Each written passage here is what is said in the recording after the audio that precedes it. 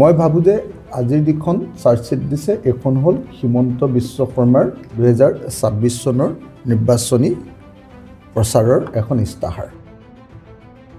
যিখন চাৰ্জশ্বিট দিছে মই সেইখনক জুবিনদাৰ মৃত্যুৰ চাৰ্জশ্বিট বুলিয়ে গণ্য কৰা নাই। আজিলৈকে পৃথিৱীত মই যিমান চাৰ্জশ্বিট দেখিলোঁ এইখনেই প্ৰথম চাৰ্জশ্বিট যিখন চাৰ্জশ্বিটত আইঅ' বা তদন্তকাৰী বিষয়া বা CIO বা মুখ্য তদন্তকাৰী বিষয়া ঘটনা সংঘটিত হোৱা স্থানলৈ নোযোৱাকৈ দিয়া প্ৰথমখন পৃথিৱীৰ চাৰ্জশ্বিট। ইয়াত 7,000 পৃষ্ঠাৰ যে আপোনাৰ কাগজ দিছে বুলি কৈছে, 7,000 পৃষ্ঠা আৰু কিমান পৃষ্ঠা কিমান ডকুমেণ্ট দিছে বুলি ক'লে, 3,000 নে কিমান নে 3500 নে কিমান ডকুমেণ্ট দিলে বুলি ক'লে, 3500 ডকুমেণ্ট বুলি ক'লে। এইসব একো ডকুমেণ্ট একো নহয়।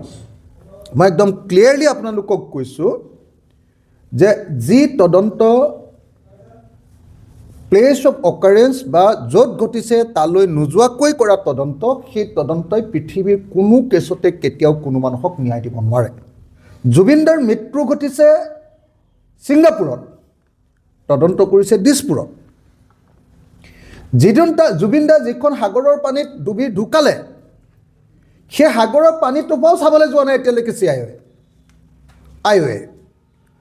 তাৰপিছত যদি হিমন্ত বিশ্ব শৰ্মাই কয় যে মই এখন বৰ সাংঘাতিক চাৰ্জশ্বিট দিছোঁ, তেতিয়াহ'লে মই ক'ম যে তেনেকুৱা চাৰ্জশ্বিট মই 1 ছেকেণ্ডত ডাষ্টবিনলৈ দলিয়াই পেলাম। মই বাৰম্বাৰ কৈ আছিলোঁ যে ঠিক আছে, ফাৰ্ষ্ট পেজৰ চাৰ্জশ্বিট এখন দি দিয়া। ইয়াত তোমালোকে মটিভৰ ওপৰত চাৰ্জশ্বিটখন দি আছা যে কিয় হত্যাকাণ্ড হ'ল বুলি আগতে তোমালোকে নিজে ঠিক কৰি ল'লা যে হত্যাকাণ্ড হৈছে বুলি আমি দি দিম, আৰু কিয় হত্যাকাণ্ড হ'ল বুলি তোমালোকে পইচাৰ কেলেংকাৰী এটা বনাই ধুনীয়াকৈ তোমালোকে ঠিক আছে পইচাৰ কেলেংকাৰী হ'বও পাৰে তেনেকুৱা এটা তোমালোকে ডকুমেণ্ট বনাই ইয়াত দি দিছা। মোৰ সেইটোলৈকেও আপত্তি নাই যে কি কাৰণে হত্যাকাণ্ড হ'ল তাৰ মটিভটোৰ ওপৰত এখন চাৰ্জশ্বিট দিয়ক, কিন্তু হত্যাকাণ্ডটো কেনেকৈ সংঘটিত হ'ল, কোনে মাৰিলে, তাৰ কি পৰিস্থিতি, তাৰ ওপৰত যদি ষ্টেটমেণ্ট নাথাকে, তাৰ ওপৰত যদি এভিডেন্স তথ্য নাথাকে আৰু তাৰ ওপৰত যদি ডকুমেণ্ট নাথাকে দলিল, তেতিয়াহ'লে সেই তদন্ত এটা শূন্যত গদা ঘূৰোৱা এটা তদন্তৰ বাহিৰে আন একো নহয়।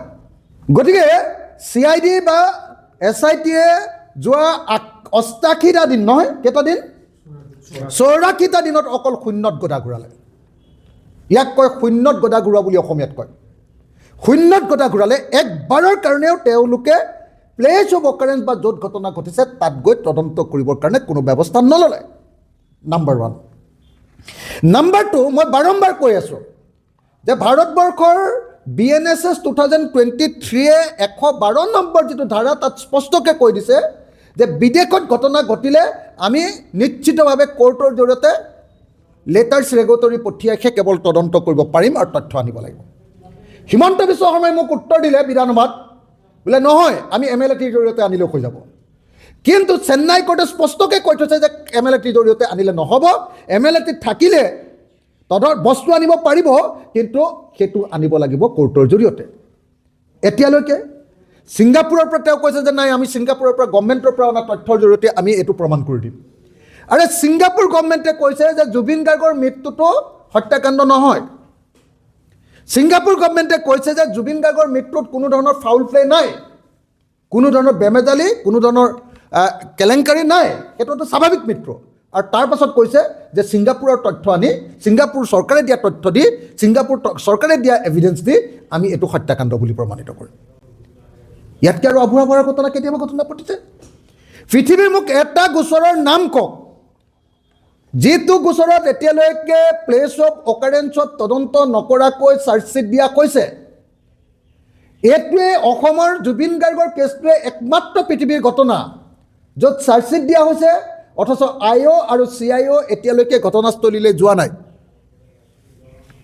গতিকে মই কৈ দিছোঁ, আপোনালোকক স্পষ্টকৈ কৈছোঁ যে জুবিন গাৰ্গৰ হত্যাকাৰীবিলাকক বচাবৰ কাৰণেহে আজি চাৰ্জশ্বিট দিয়া কৈছে।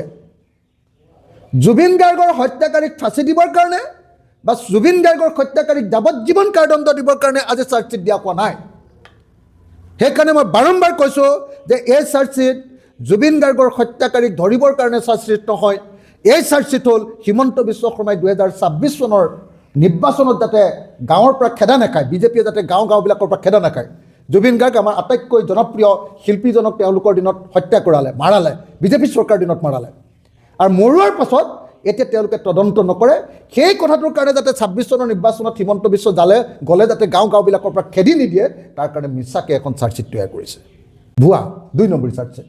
মই সেইকাৰণে বাৰম্বাৰ কৈছিলোঁ যে এখন চাৰ্জশ্বিট আমাৰ পাৰ্ট 1 হ'লে মানে হৈ যাব, তেতিয়াহ'লে পাৰ্ট 2, পাৰ্ট 3 বেলেগ একদম অৰিজিনেল বস্তুবিলাক দি দিব পাৰিব।